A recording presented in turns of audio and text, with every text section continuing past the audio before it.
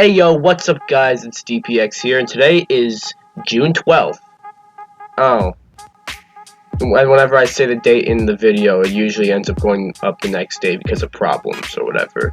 But, whatever, because 3 movies come out today, and I'm reviewing each and every single one of them.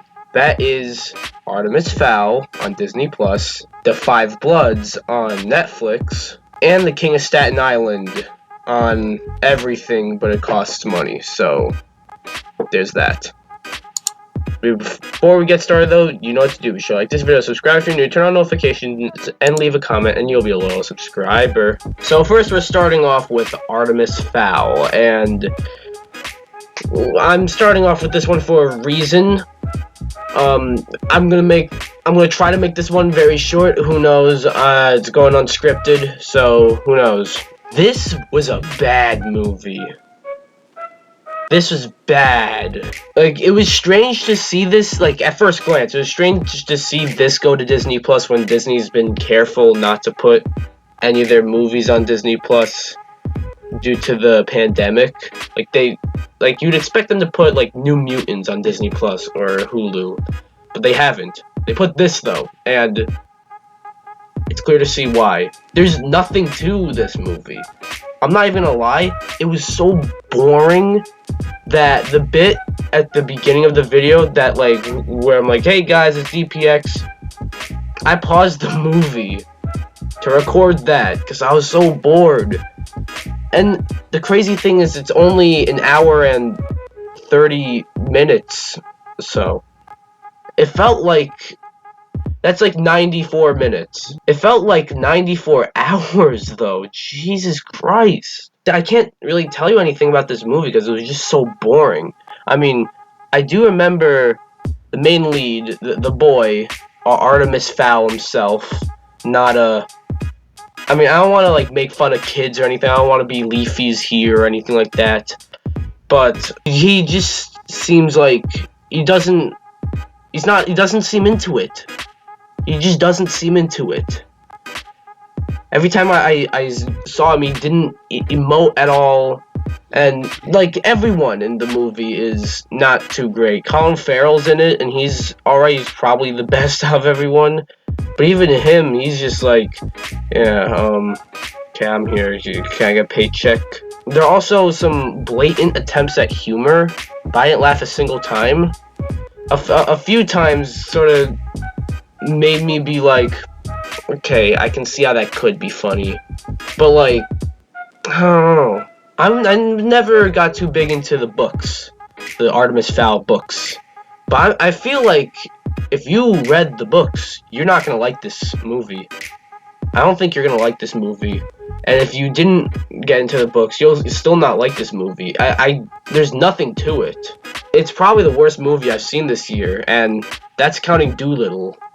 Yeah, I saw Doolittle. I didn't review it on here, but yeah, I saw it.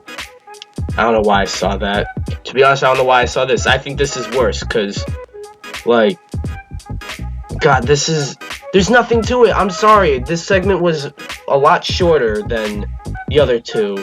Hopefully, I haven't seen the other two yet, but this segment's a lot shorter, but there's nothing to it. I can't tell you anything about it. So Artemis Fowl gets a 3 out of 10. Next up is The King of Staten Island, directed by Judd Apatow, and stars people such as Pete Davidson of SNL fame, and as well as Bill Burr and Marissa Tomei. I will say this was a lot more interesting and entertaining than Artemis Fowl, but that's not a very high bar. But I mean, this wasn't like a fantastic film or anything, but it was fine. It was passable.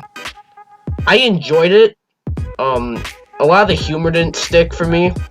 It's just a pretty unfunny stuff a lot of the time. I did see this one headline on I forgot where it was, but it was basically a review for this movie, and it said Pete Davidson Davidson still isn't funny. And like he was fine in the movie. Like I don't think he was like that funny. He made me like chuckle a couple times, but he delivered a good performance. Basically, he's this like 24-year-old who still lives in his mother's basement and struggles to like go forward in life. Like he grew up without a father as well, and then his mom meets another man, and that's basically the conflict of the movie, because Pete Davidson's character doesn't really like the man that his mom meets. It was a fine enough movie. Great performances by everyone, though. I will say that. Well, there are certain characters that seem like they can get really annoying, just with annoying voices. If you've seen the movie, you know what I'm talking about, hopefully. And I thought they'd get on my nerves, but they really didn't, because they deliver a good performance. There are other parts where you kind of feel for Pete Davidson's character. God, I forgot his name. Scott. The character's name was Scott. There are times where you feel for Scott, and because like he's just getting the shaft, you know, and his life is a mess. But at the same time, he's sort of a dick, and that's sort of a problem for a good portion of the movie, is that like you follow this dick.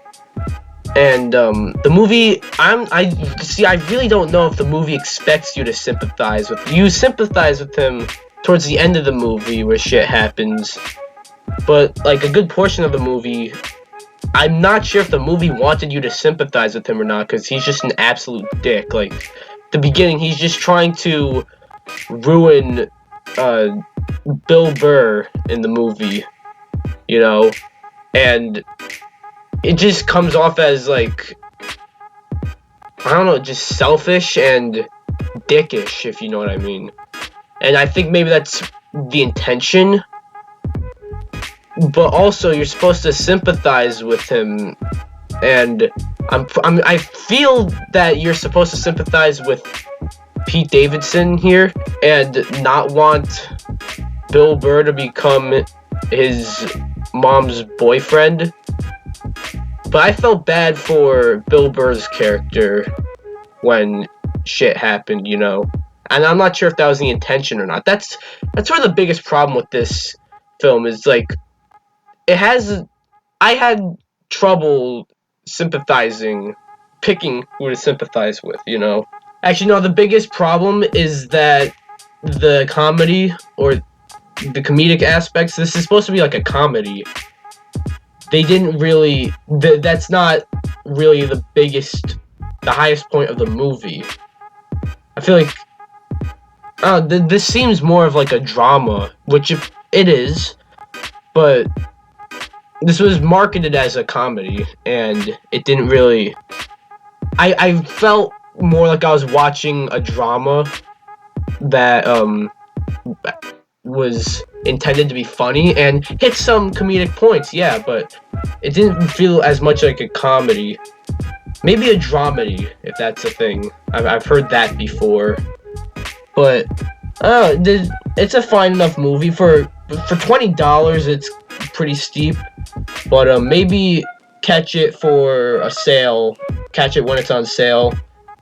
I give The King of Staten Island a 6.5 out of 10. Not too bad, but nothing much to it. Last but not least, definitely not least, is The Five Bloods, released as a Netflix exclusive, directed by Spike Lee, and starring Chadwick Boseman, Delroy Lindo, amongst others. Sort of a Black Lives Matter movie in a way.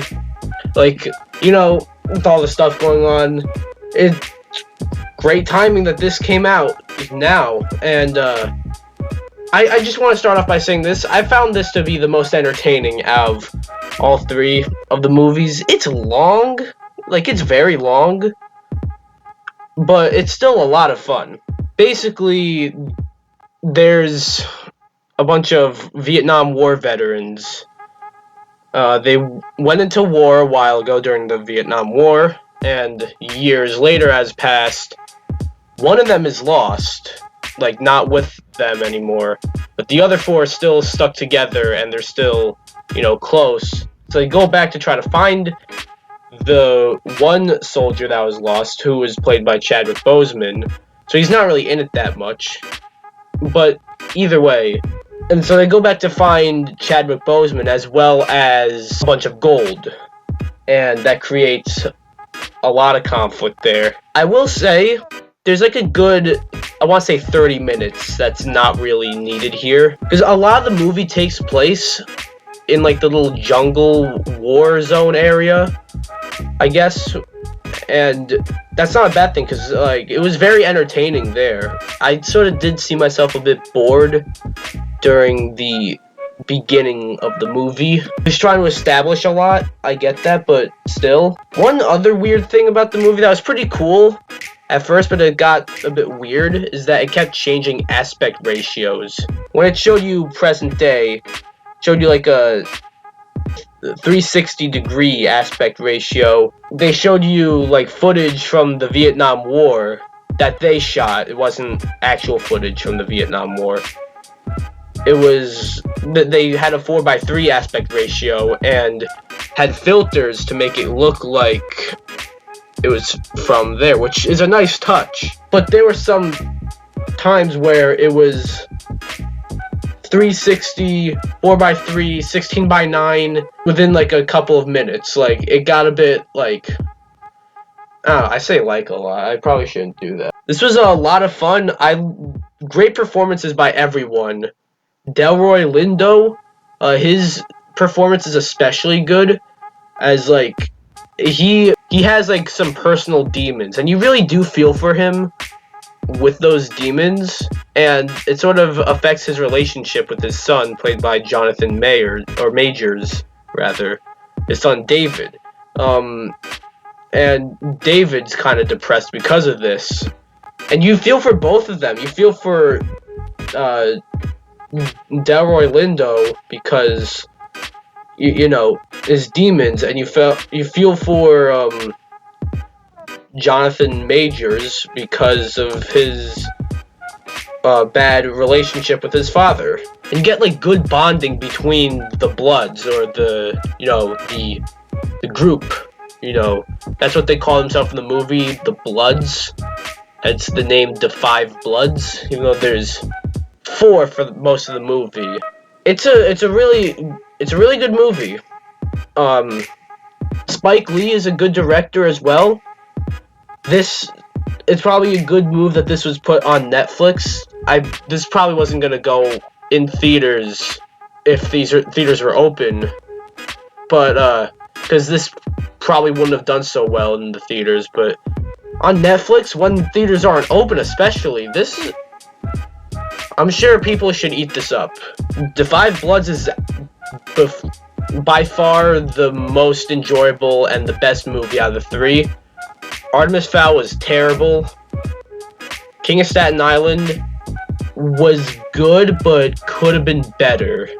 This was fucking great. I recommend this movie if this is your type of thing. So it gets an 8.5 out of 10. I really enjoyed it.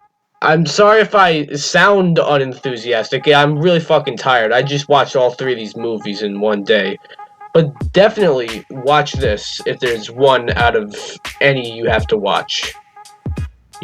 Definitely watch this. Do not watch Artemis Fowl. Maybe if you want, watch King of Staten Island. So anyways, that'll be my review for the 3 movies I just named. Be sure to like this video, comment, subscribe, and I'll see you guys in the next video. Bye-bye.